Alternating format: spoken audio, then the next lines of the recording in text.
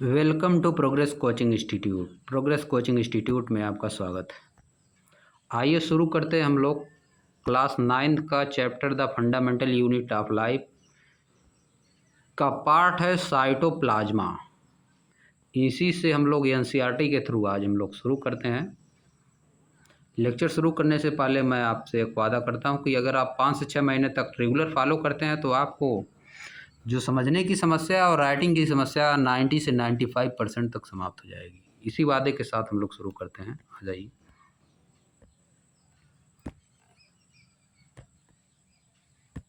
Cytoplasma. When we look at the temporary mounts of onion peel as well as human cheek cell, जब हम लोग onion के छिलके को या तो ह्यूमन के गाल के अंदर से जो सेल निकली उसको देखते हैं तो क्या पाते हैं?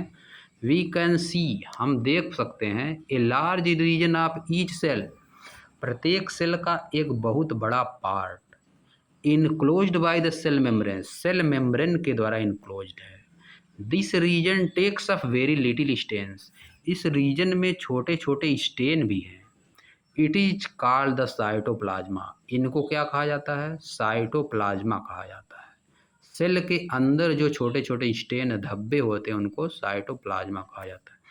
The cytoplasma is the fluid content, cytoplasm fluid content होता है inside the plasma membranes.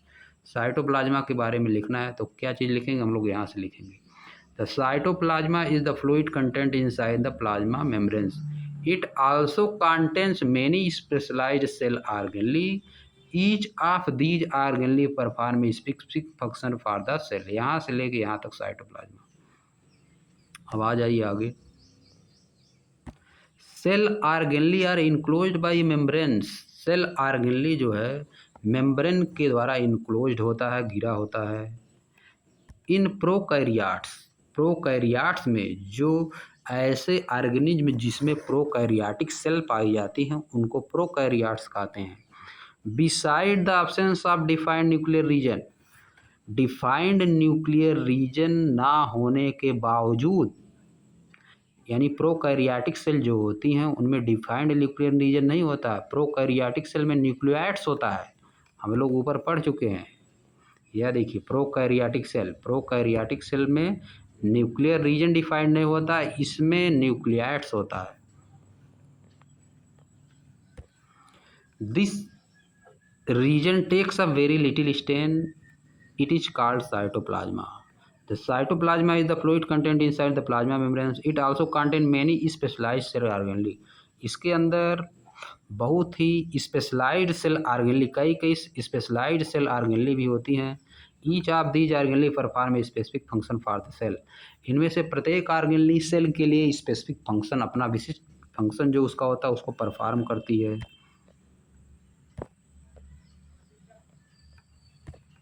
Cell organelle are enclosed by a membrane, cell organelle एक मेम्ब्रेन्स के द्वारा इनक्लोज्ड होती है। इन प्रोकैरियोट्स, प्रोकैरियोट्स में beside the absence of the defined nuclear region, defined nuclear region absent होने के बावजूद the membranes bound cell organelle are also absent, membranes bound cell organelle भी एब्सेंट होती है। यानी मेम्ब्रेन्स बाउंड सेल ऑर्गेनली भी prokaryotes में नहीं होती है। ऑन द अदर हैंड, दूसरी तरफ, the eukaryotic cell have nuclear membranes, eukaryotic cell में न्यूक्लियर मेम्ब्रेन्स होता है। एज वेल एज, साथ ही साथ मेम्ब्रेन इनक्लोज्ड ऑर्गेनली भी होती है। The significance of the membrane can be illustrated with the example of viruses.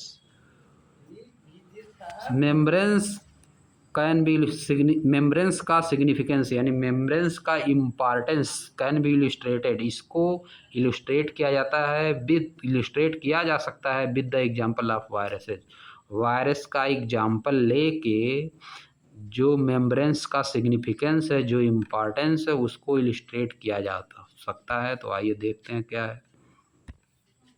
Viruses lack any membranes, viruses के पास मेम्ब्रेन्स नहीं होती हैं। एंड हेंस, और इसी कारण, do not show characteristic of life, इसी के कारण वे लाइफ की कैरेक्टरिस्टिक नहीं दिखाते हैं वायरस। कब तक नहीं दिखाते हैं वायरस लाइफ की characteristic? Until they inter a living body, जब तक कि वे एक लिविंग बॉडी में प्रवेश नहीं कर जाते हैं। And use it cell machinery to multiply, और अपनी सेल मशीनरी को यूज करते हैं मल्टीप्लाई होने में। यानी जब कोई वायरस बॉडी के अंदर प्रवेश कर जाता है तो वह लिविंग हो जाता है। जब तक वायरस बॉडी के अंदर प्रवेश नहीं करता है तब तक नॉन लिविंग होता है। अब आगे आ जाइए।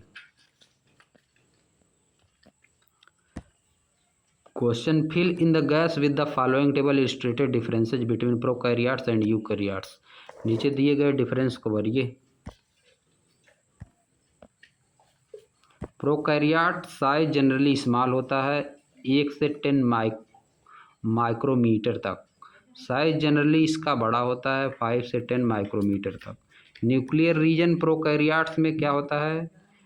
अनडिफाइंड होता है। न्यूक्लियर रीजन इसमें नहीं होता है, बल्कि इसमें न्यूक्लियर रीजन को न्यूक्लियोइड्स कहा जाता है, ना ही इसमें न्यूक्लियर मेम्ब्रेन्स होता है। न्यूक्लियर रीजन वेल डिफाइंड होता है यूकैरियोट्स में and surrounded by a nuclear membranes. या प्रोकैरियोट्स यूकैरियोट्स में डिफरेंस है। क्रोमोसोम सिंगल क्रोमोसोम होता है, मोर देन 1 क्रोमोसोम होता है यूकैरियोट्स में। Membrane bound cell organelle are absent, membrane bound cell organelle are present. अब आ जाइए सेल ऑर्गेनली पे आ जाइए।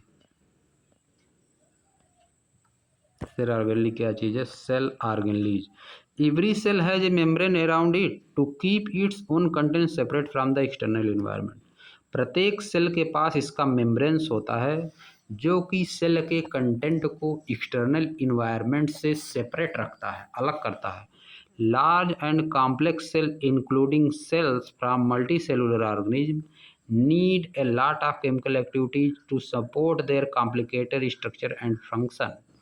लार्ज और complex cell including cell from multicellular organism, बड़े और कॉम्प्लेक्स सेल, जटिल सेल जैसे कि मल्टीसेलुलर ऑर्गेनिज्म के जो सेल होते हैं, नीड मतलब उनको आवश्यकता होती है a lot of chemical activities की to support their complicated structure, अपने कॉम्प्लिकेटेड स्ट्रक्चर को सपोर्ट करने के लिए बहुत ज़्यादा केमिकल एक्टिविटीज़ की आवश्यकता होती है और फंक्शन को सपोर्ट करने के लिए। To keep these activities of different kind of separate from each other, इन्हीं एक्टिविटीज़ को एक दूसरे से सेपरेट रखने के लिए these cell use membrane bound little structure, ये सेल मेम्ब्रेन से बंधे हुए छोटे छोटे स्ट्रक्चर का यूज करते हैं। उन्हीं को क्या कहते हैं? ऑर्गेनली कहते हैं। विद इन देम सेल्फ, अपने अंदर। This is one of the feature of the eukaryotic cell, या यूकैरियोटिक सेल का एक फीचर है that distinguish them from prokaryotic cell, जो कि प्रोकैरियोटिक सेल से उनको अलग करता है। Some of these organelle are visible only with an electron microscope, इनमें से कुछ ऑर्गेनली केवल इलेक्ट्रॉन माइक्रोस्कोप से ही देखे जा सकते हैं। We have talked about the nucleus in a previous section, हम न्यूक्लियस के बारे में प्रीवियस सेक्शन में बात कर चुके हैं। Some important examples of cell organelle which we will discuss now, अब जो कुछ हम इम्पॉर्टेंट सेल ऑर्गेनली के बारे में डिस्कस करेंगे वो क्या है? इंडोप्लाज्मिक रेक्टिकुलम है, गोल्गी ऑपरेटस हैं, लाइसोसोम, माइटोकॉन्ड्रिया एंड प्लास्टिड्स, ये सब सेल के अंदर प्रेजेंट होते हैं, इनको कहा जाता है cell organelle. Endoplasmic reticulum, Golgi apparatus, lysosome, mitochondria, plastid, ये सब सेल ऑर्गेनली है। सेल के अंदर ये सब प्रेजेंट रहते हैं। They are important because they carry out some very crucial function in cell, ये सब बहुत ही इम्पॉर्टेंट हैं क्योंकि ये सेल के अंदर बहुत ही क्रूशियल फंक्शन प्ले करते हैं, उसी इम्पॉर्टेंट रोल निभाते हैं, भूमिका अदा करते हैं। आ जाइए अब endoplasmic reticulum ER। The endoplasmic reticulum is a large network of membrane bound tubes and seat.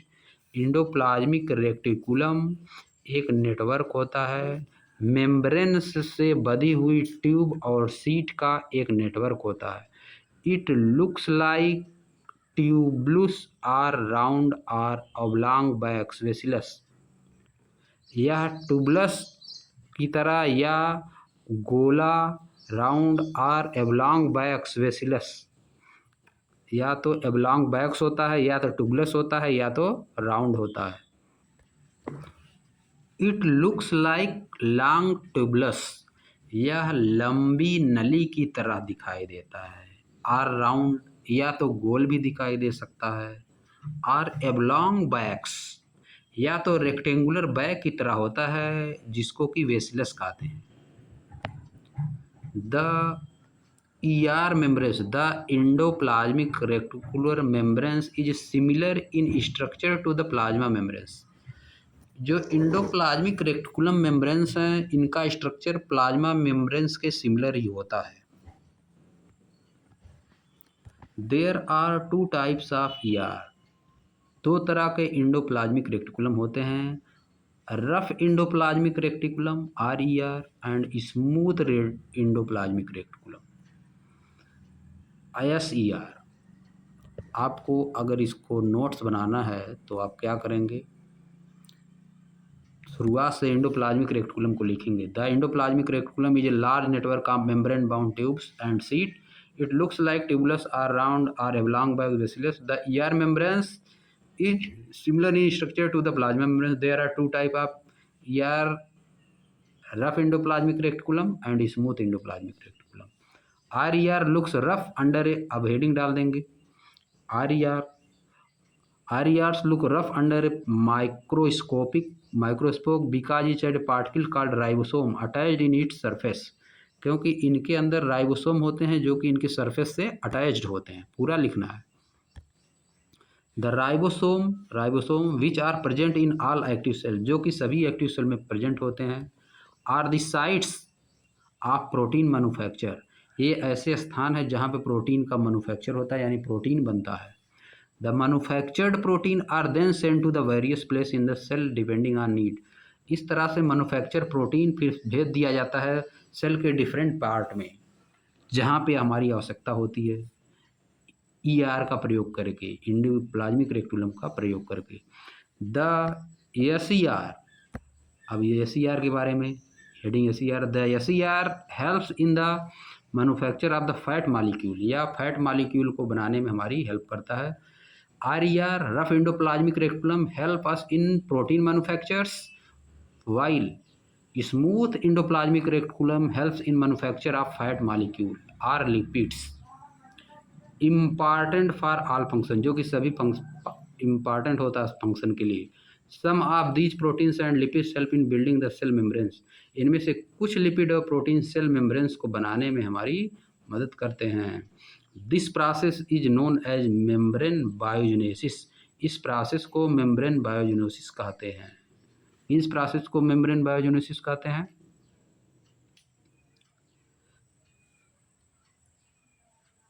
Proteins and lipid help in building the cell membranes. This process is known as membrane biogenesis. Some other proteins and lipid function as, और कुछ दूसरे lipid और protein कैसे function करते हैं, enzyme की तरह function करते हैं एंड हार्मोन्स की तरह फंक्शन करते हैं। हालांकि यद्यपि the endoplasmic reticulum varies greatly in appearance, endoplasmic reticulum appearance में वैरी करते हैं, यानी अलग अलग होते हैं इन डिफरेंट सेल, अलग अलग सेल में इनका अपीयरेंस अलग अलग होता है। It always form a network system, या एक नेटवर्क सिस्टम बनाते हैं। यह देखिए है आपका स्मूथ इंडोप्लाज्मिक रेटिकुलम, और नीचे देख लीजिए रफ इंडोप्लाज्मिक रेटिकुलम। सब कुछ सेल के अंदर ही होता है, प्लाज्मा मेम्ब्रेन्स अंदर, सेल के अंदर सभी कुछ होता है।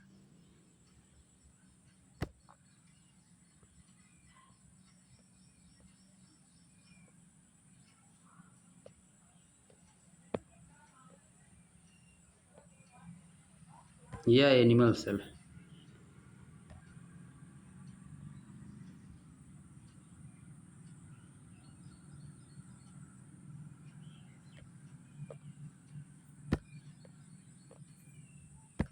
The one function of endoplasmic reticulum is to serve as a channel for the transport of material, especially protein, between various regions of the cytoplasm or between the cytoplasm and nucleus। Function of endoplasmic reticulum heading डाल के आपको लिखना है। The one function of the endoplasmic reticulum is to serve as a channel, एक channel की तरह काम करता है।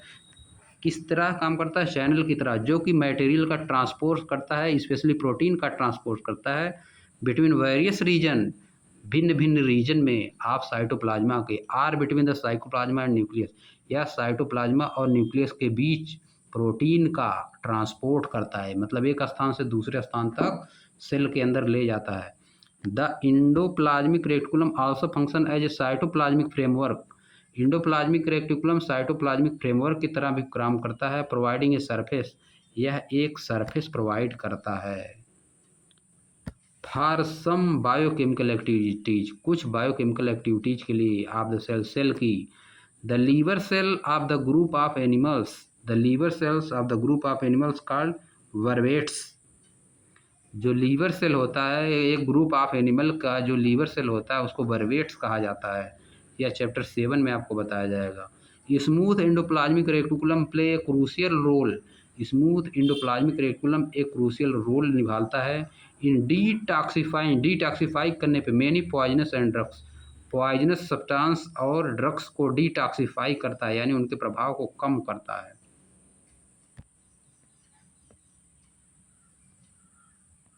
यह देखिए plant cell, plant cell, rough endoplasmic reticulum, smooth endoplasmic reticulum, chloroplast, nucleus, Golgi apparatus, plasma membranes, adjacent cell wall, इसमें cell wall होता है, यही एनिमल सेल में नहीं प्रेजेंट होता है। Cell wall, mitochondria, ribosome.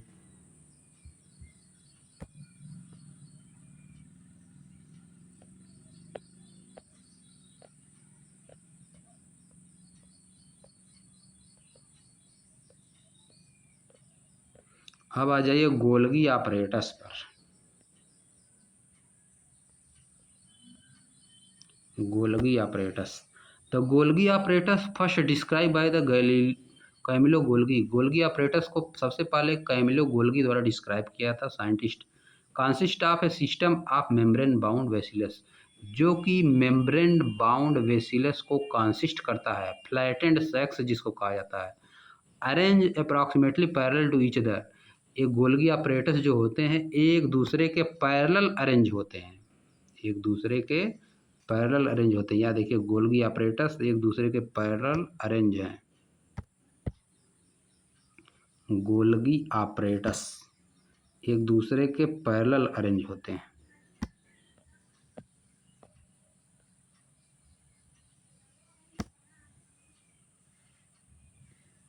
Called cistern, stack में arrange होते हैं जिनको सिस्टर्न कहते हैं। These membranes often have connection with the membranes of ER, in membranes का कनेक्शन होता है किससे? इंडोप्लाज्मिक रेटिकुलम से, and therefore constitute another portion of a complex cellular membrane system, और इस प्रकार से एक दूसरा कॉम्प्लेक्स सेलुलर मेम्ब्रेन सिस्टम बनाते हैं। द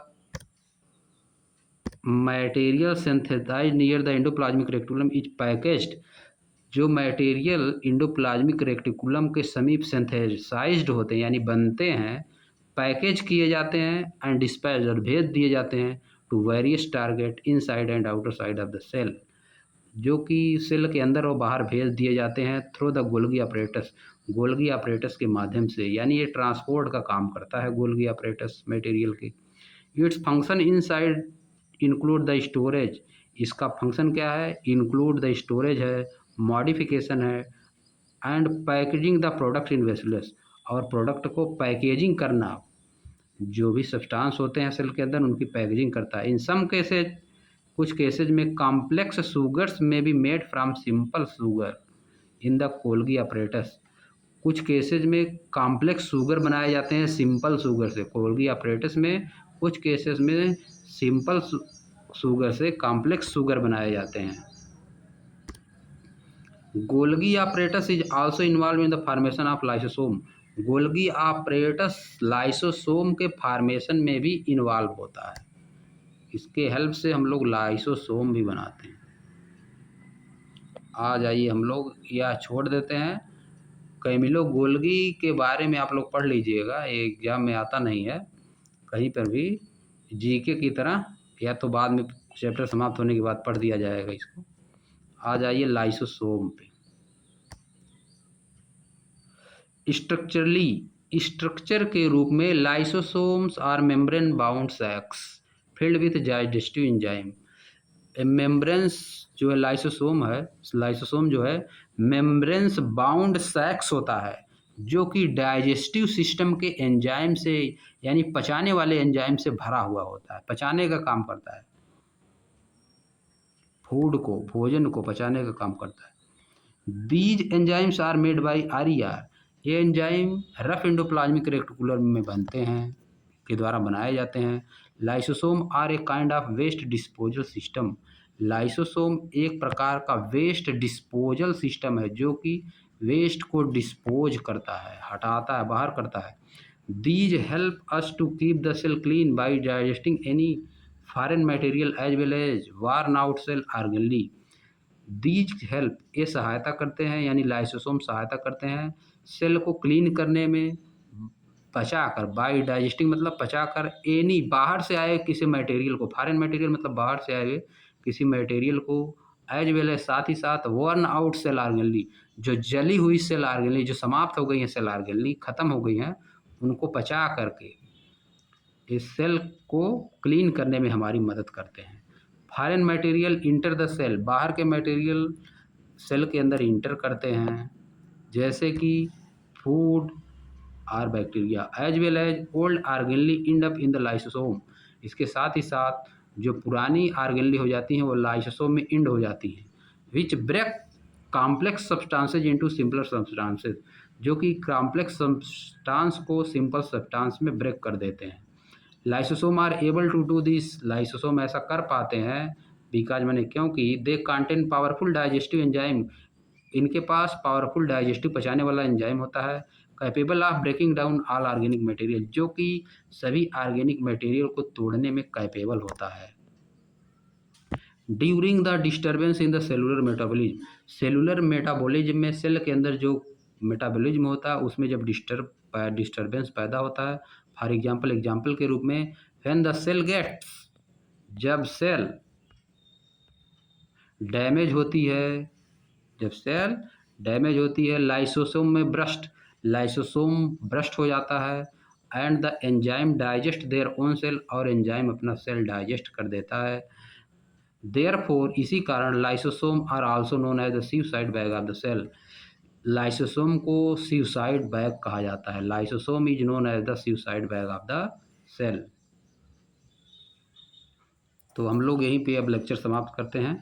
अब हम लोग नेक्स्ट लेक्चर में करेंगे माइटोकॉन्ड्रिया, जो कि बहुत ही इम्पॉर्टेंट चीज़ है।